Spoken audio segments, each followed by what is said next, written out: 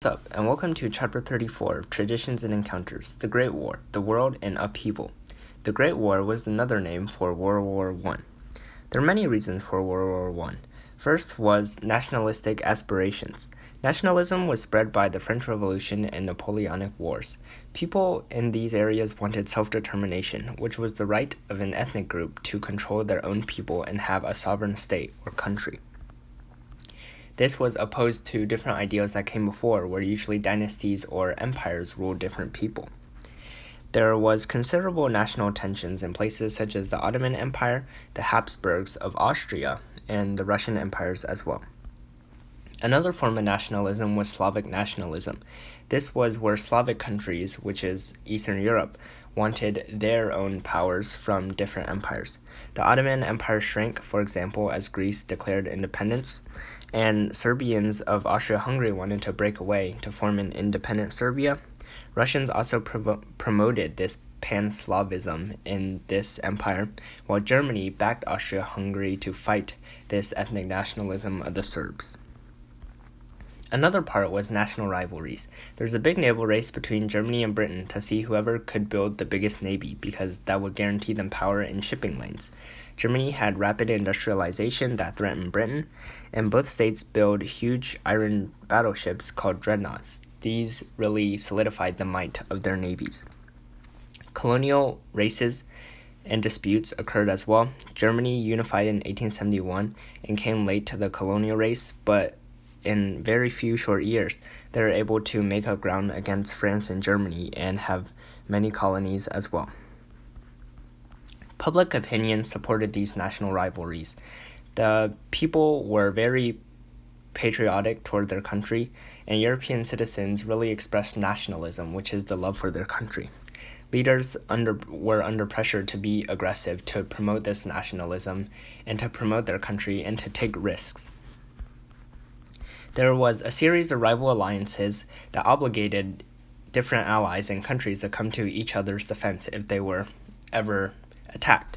And one of these alliances was the Central Powers. It consisted of Germany and Austria, who formed a dual alliance, and Italy, who eventually joined them to form the Triple Alliance, and finally the Ottoman Empire, which was loosely affiliated with Germany.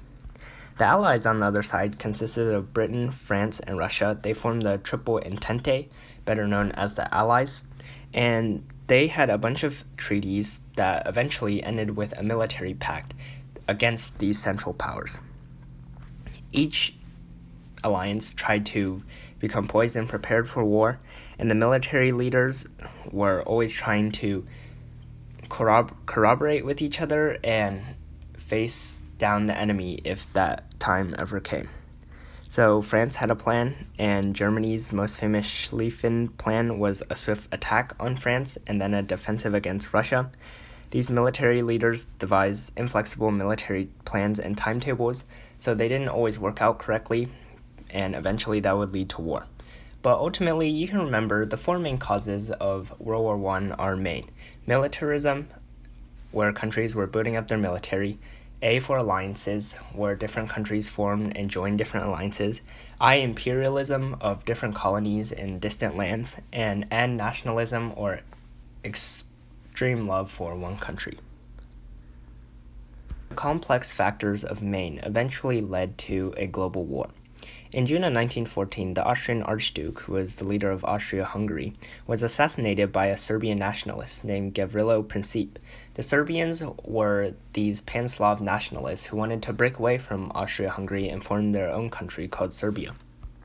Well, obviously, Austria was not very happy, so they issued the Austrian ultimatum, which gave Serbia the option to allow Austrian officials to come in and conduct an investigation of why this Archduke was assassinated, and also allow Austria to crush this Serbian national movement, because Austria didn't like Serbians trying to break up the country.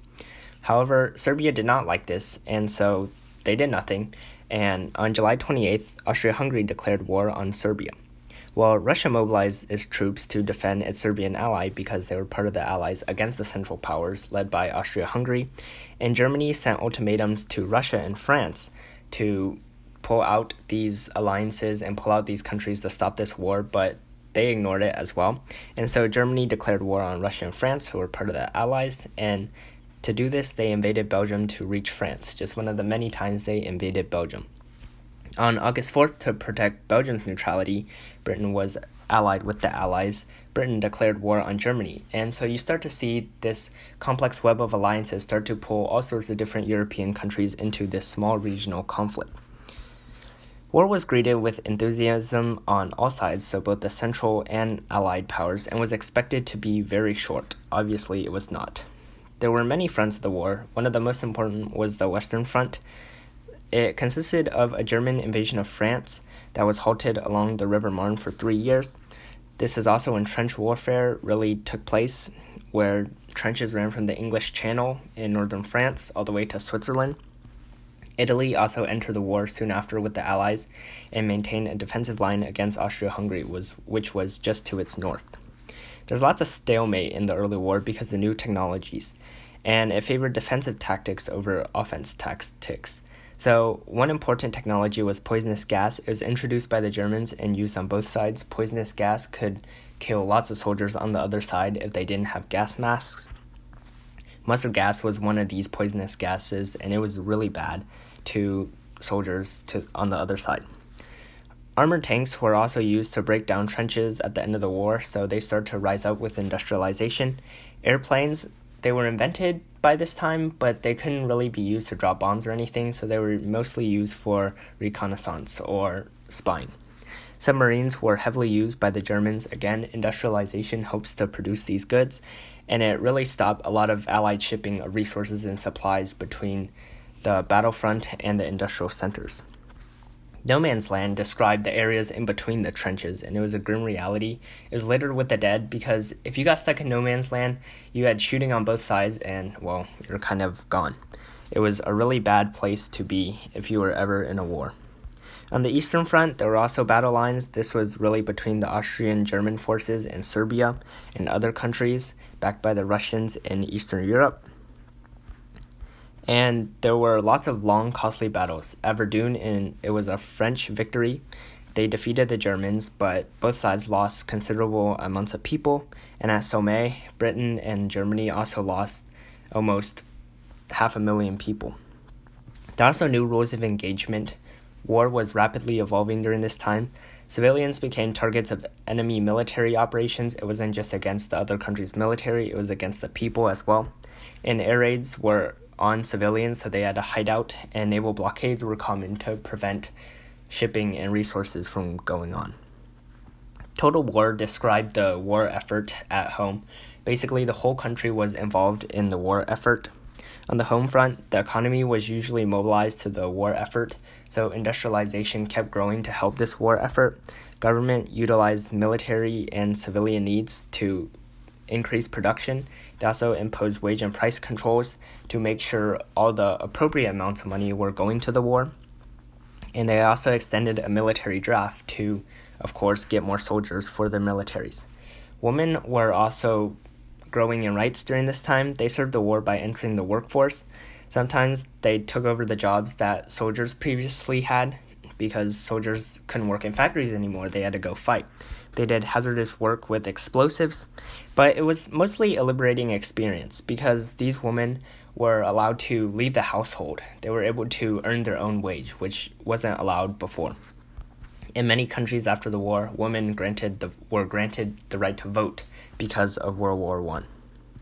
Propaganda campaigns was used to increase national support for the war. It censored and restricted civil liberties if you ever spoke out against the war, and criticizing the war effort was considered treason. This propaganda was designed to dehumanize the enemy, so an Allied propaganda piece might show how evil the Germans are. Conflict in East Asia and Pacific, it still existed, but it was less. It was mostly the colonies in these areas that fought on behalf of their mother countries. Japan did enter with the Allies.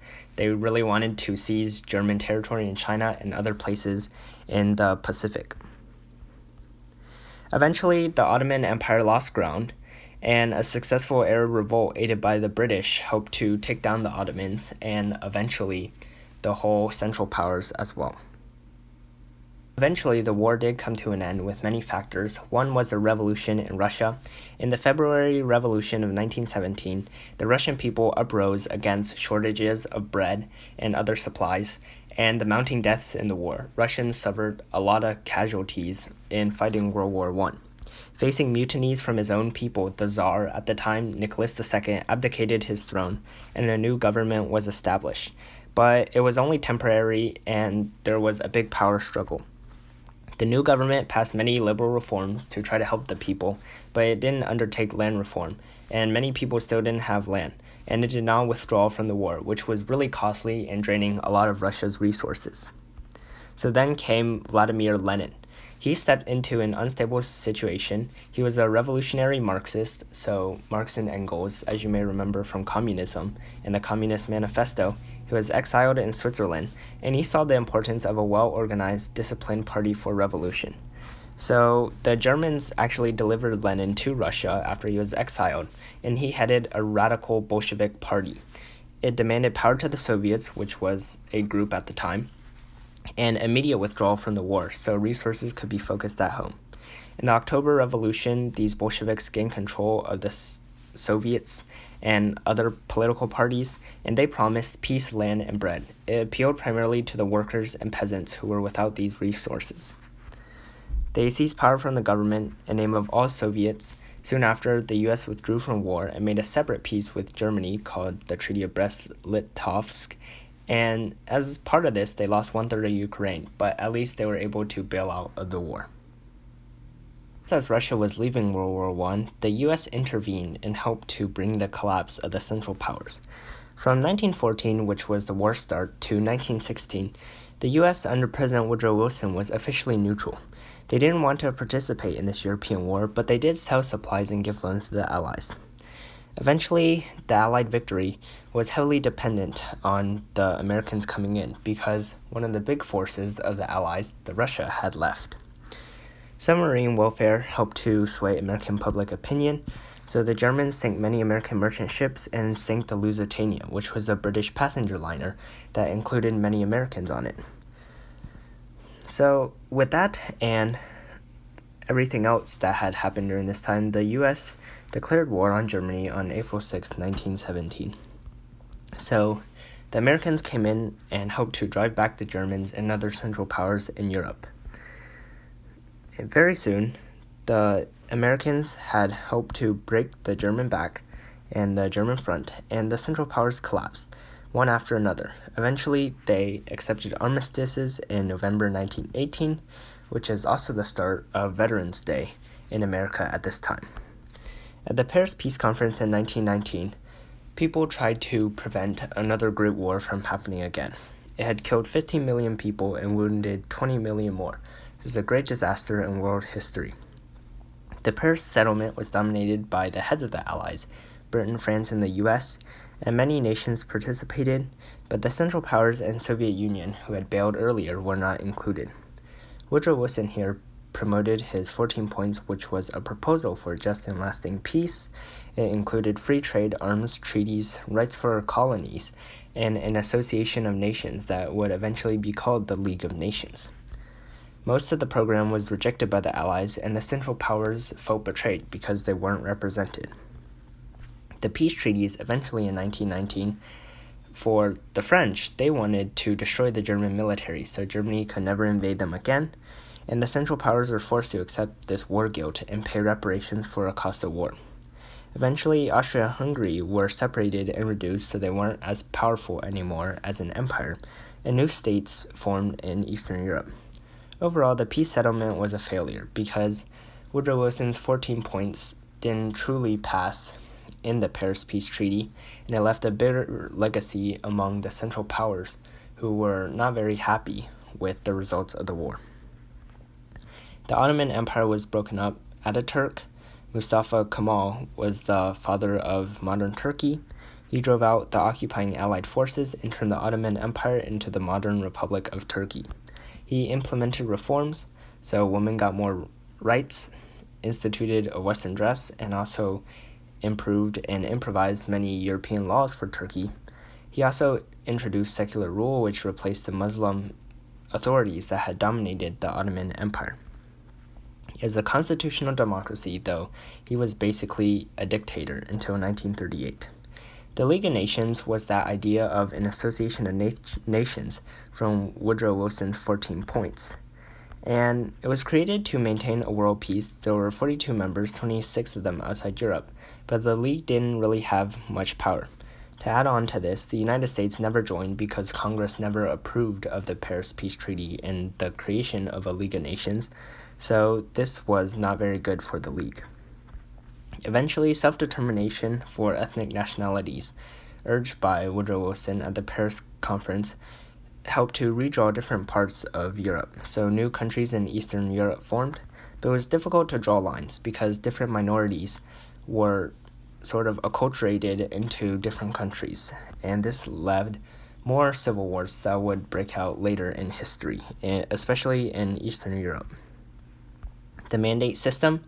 The U.S. was opposed to direct colonization of places such as Africa, so they decided to divide up different classes and colonies in these areas. The Allies, since they had beat Germany, divided up Germany's African colonies and the Ottoman territories in Asia. The Arabs were not very happy with the British allies in their Balfour Declaration, which allowed for a creation of a Jewish state and provided support for Judaism. As we know, were primarily Muslim, and they didn't like these Jewish people taking over their lands. There's also ultimately the challenge to European preeminence. The Great War greatly weakened Europe and set the stage for decolonization after World War II. There were many negative effects, for example, economic crises, inflations of goods in these countries, debt for countries, and loss of overseas investments in colonies and foreign markets was really bad for these countries. The relationship between Europe and U.S. was now reversed. Europe used to lend the U.S. a lot of money, but the U.S. was now the lender. And there was also a loss of prestige overseas because Europeans lost grip of their colonies. They were too busy fighting each other instead of controlling these subjects in other colonies. Ultimately, revolutionary ideas helped to spread the concept of self-determination, where people around the world were able to rule themselves and also form their own countries and states. And nationalist movements also saw inspiration from the Soviet Union, who had successfully revolted against the Tsar and brought communism to their country. So in conclusion, this has been Chapter 34 of Traditions and Encounters, The Great War, talking all about World War I. Thanks so much for watching, and hope to see you in the next one.